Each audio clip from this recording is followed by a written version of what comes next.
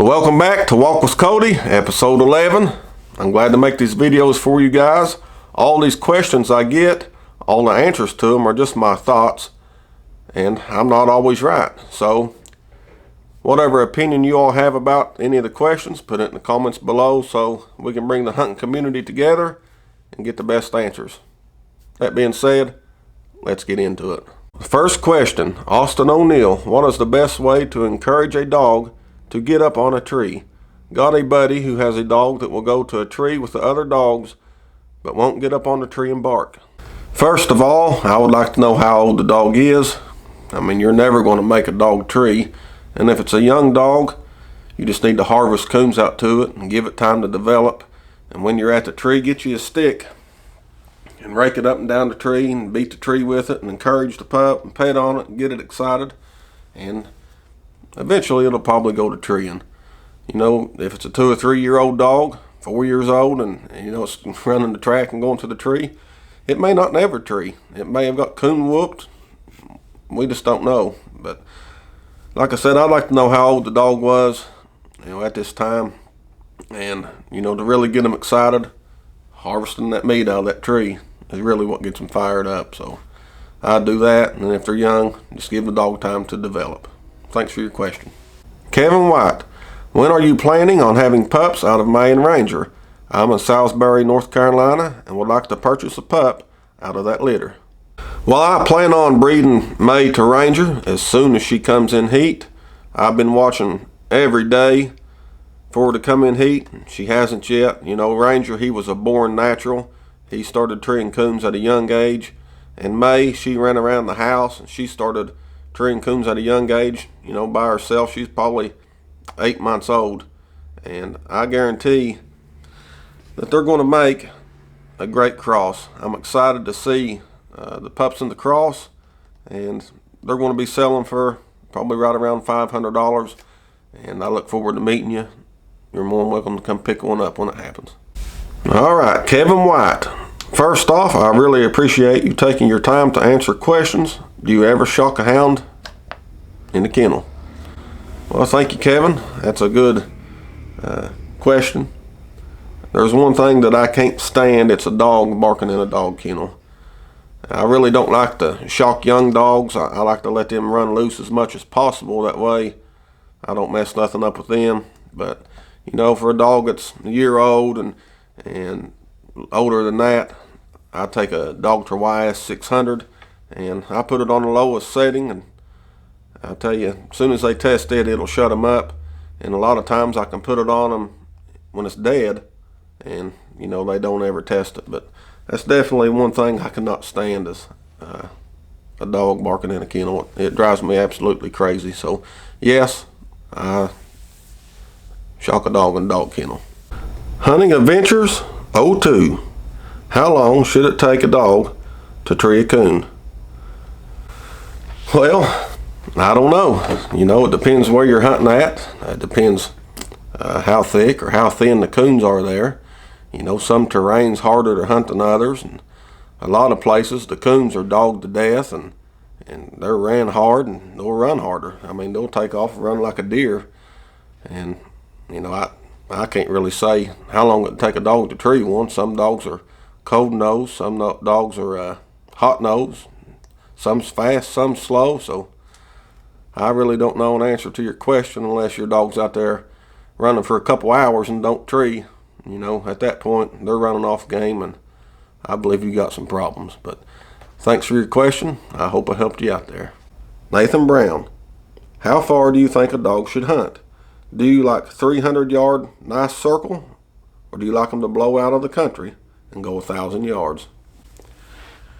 Well, Nathan, that's a good question. I definitely don't like a dog just to run out of the country just as fast as they can go, but I also want a dog to reach out there and go as far as it takes to tree a coon.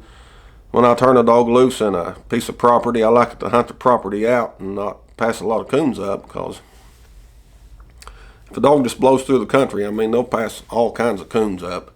And a lot of times these days and times, it's hard to find places to hunt. So you need one to hunt the area. I like one to hunt the area pretty good, you know, make circles or hunt up and down the creeks and hollers. but I want them to go as far as it takes for them to put them on the wood, because when I get down there, I want to see the meat. Thanks for your question. PA Dipper, what is May out of? And you should make boots like the Mucks. I would buy them. PA Dipper, I'm going to be doing a upcoming video on all of my dogs' pedigree. I'm going to talk about the puppies, talk about May, talk about Molly and Ranger. Of course, they're litter mates. The puppies are litter mates, and May's the only dog outside of the hounds I've been hunting all these years. But that'll be up in another video. It's going to be a little bit longer of a video, and I'll get to your question soon. Thank you. Rodney Plummer, do you have payment plans on your hunting equipment?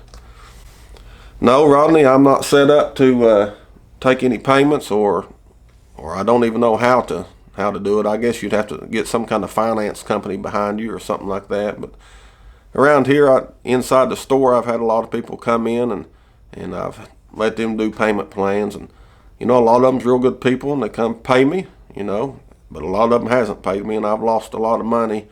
And unless I was set up with some kind of finance company or something, I don't have no way to finance my hunting equipment. But thanks for your question. Maybe in the future I'll be able to. Dylan Millam commented, "Hey Kodey, this is Millam's Kennels. Have you ever used mountain curs for coon hunting, or would you ever consider one for hunting?" I've never really used a mountain cur for coon hunting, no. I've had a couple mountain cur pups, and I would say that they'd be pretty nice to coon hunt with. But I truly love the sound of a hound a lot more than I do the sound of a cur. Not that I have anything against them, but for me, it's always going to be the hound dogs. Well, in the middle of this walk with Kodey, number 11, Justin Ratliff walked in the shop. Figured he'd get in here in the video with me. Got a couple more questions I'm going to answer, and he can throw a little input in there if he wants to. This one here comes from Official Hank the Third. It'd be cool if that was Hank Williams the Third, the real one. Could be. If it is, good music. Says, "Hey Kodey, have you ever got to test or be around the Marshall tracking collars and antennas with the beeps for location and action to see how much farther they can go and reach out and keep up with a strong radio frequency channels versus the GPS collars and cell signals, on and on? I know some people use both as a backup system, with some folks top trend dogs. Respects, Hank." Right before I bought a Garmin Astro 220, I had 2 Marshall tracking collars and a wildlife tracking system. Heck, it was a box. I bet it was that big. I still got it at home, and I actually sent it in and had it rebuilt. I mean, it's like brand new, and I had 2 Marshall radio collars with it, and they worked really nice. And they come out with the Garmin. I went ahead and bought one of them, and ever since I had GPS, I've not looked back. I really don't know how much farther they're reaching out. I know, like that wildlife system, I mean, it's got an antenna, looks like an old antenna that goes on the top of a house, don't it? Yeah. I mean, they was big. TV. So I'm not sure if they can reach out any farther. They could be able to, but I mean, they're sticking these big long antennas on these Garmins now, and they're actually transmitting signal the same way, I'm guessing, as them old collars did, because you know, the collar gets a GPS signal, and your handheld's got a GPS signal, and it transmits that signal back and forth to an RF signal. So I guess as long as your antenna is, it probably would work about the same. Yeah. And that's my opinion. Thanks for the question, and let's get on to the next one. Rodney Plummer, do you charge sales tax on your lights? Also, what's the worming process for newborn pups? Yes, now I'm charging sales tax on the lights. When I done my taxes this last time, they're changing the laws to where I'm starting to have to charge out-of-state and in-state tax. And the worming process for newborn puppies, I get Nemex 2, and I think you worm them, I think it's about every 2 weeks or something like that, but you're constantly worming pups and giving them shots and feeding them and taking care of them, keeping nice, fat, healthy pups and letting them run loose. And you take care of them, they'll take care of you and turn into pretty nice little coon dogs. Won't they, buddy? Yes, sir. All right, let's read one more here. I'm going to do one more. Bama Flashlight. What's your opinion on concrete floors, wood floors, dirt floors? I coyote hunt, fox hunt, and field trials, where we run 4 and 5 and 6 days at a time.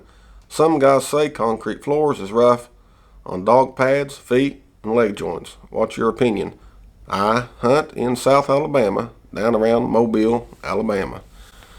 Well, here's my opinions on flooring. Concrete floors are real easy to clean. I stand on concrete all day and it hurts my joints and ankles. So if I could stand on wood, I probably would do that instead of concrete.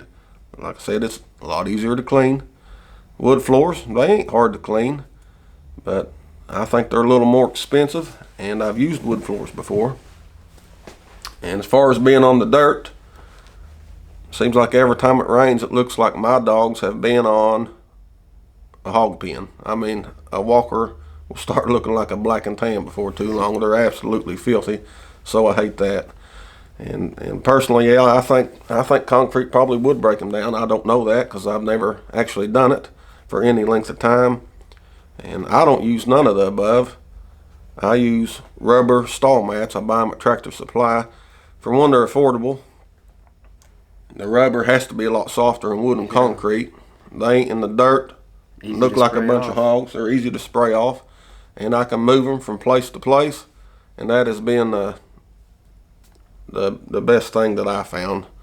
Best affordable thing. Would I like to have a big, nice, easy to clean concrete kennel?